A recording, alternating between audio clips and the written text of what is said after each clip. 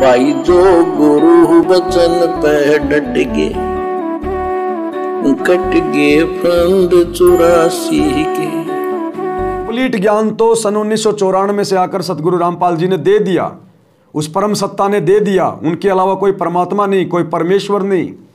ये काल, ये राजा 21 ब्रह्मांड का ज्योति निरंजन, ये उसी कबीर परमात्मा सतगुरु रामपाल जी का बेटा है।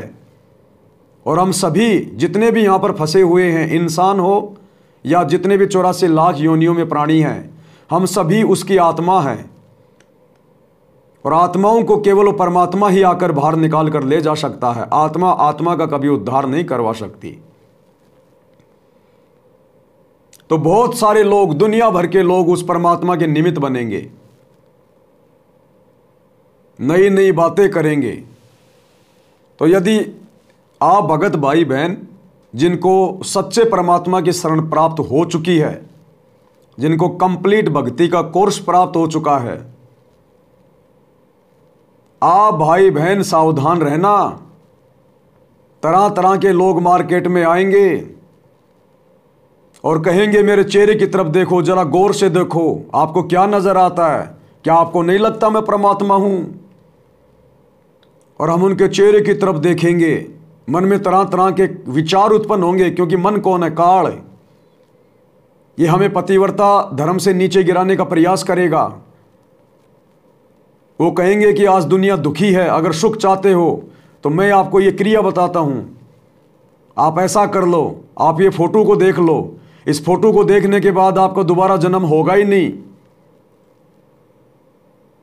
बहुत सारे लोग आपको अब धीरे धीरे मिलेंगे इस प्रकार के, लेकिन उनके पास सिर्फ आधा अधूरा ज्ञान होगा, उनका अपना कोई अनुभव नहीं होगा, उनका रिमोट काल के हाथ में होगा, ज्योति निरंजन के हाथ में होगा। और वो जितना बुलवाएगा वे आत्माएं उतना ही बोलेंगी, और जो मंद बुद्धि होंगे वो उनके झांसे में फंसते चले जाएंगे।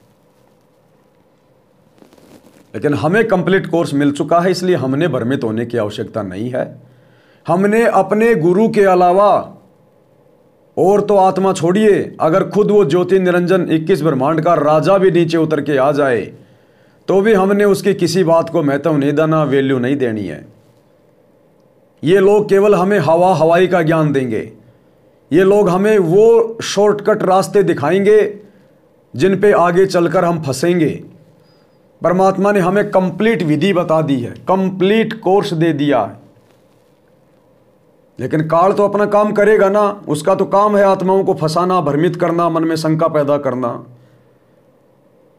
तो कहने का मतलब है यहां के किसी व्यक्ति की तो छोड़ दीजिए, धर्म गुरु की छोड़ दीजिए, ब्रह्मा विष्णु महेश की छोड़ दीजिए, अगर 21 ब्रह्मांड का राजा भी नीचे उतर के आ जाए, वो काल, वो शैतान, तो भी हमने उसकी बातों को नजरअंदाज कर देना है कि भाई साहब चल दो हमारे सामने से, हमें आपके ज्ञान की आवश्यकता नहीं है, हमें जितना आवश्यकता थी हमें प्राप्त हो चुका है, बस हम अपने मार्ग पे चल रहे हैं। तो आप लोगों ने दृढ़ होना पड़ेगा आने वाले समय के लिए। तो आज का जो विशेष संदेश है वो भी इसी प्रकार की कुछ शास्त्र विरुद्ध साधनाओं को लेकर है, जो काल प्रेरणा से नकली संतों ने सतयुग से समाज में प्रचलित कर रखी हैं। भिन्न भिन्न साधनाएं, भिन्न भिन्न उनकी वेशभूषा, भिन्न भिन्न उनके आडंबर, भिन्न भिन्न उनके मंत्र। अरे परमात्मा एक है तो परमात्मा की प्राप्ति का मार्ग भी एक ही होना चाहिए। हमें मोक्ष प्राप्त करना है, मोक्ष प्राप्त करने की विधि भी एक ही होनी चाहिए। कोई क्या मंत्र बता रहा है, कोई क्या जंतर बता रहा है, कोई क्या विधि बता रहा है, कोई क्या पहन के बैठा है। तो ये सब कुछ जीव को भ्रमित करने के लिए काल प्रेरणा से तरह तरह के पंथ, तरह तरह के संत, तरह तरह की भक्ति, ये क्रियाएं,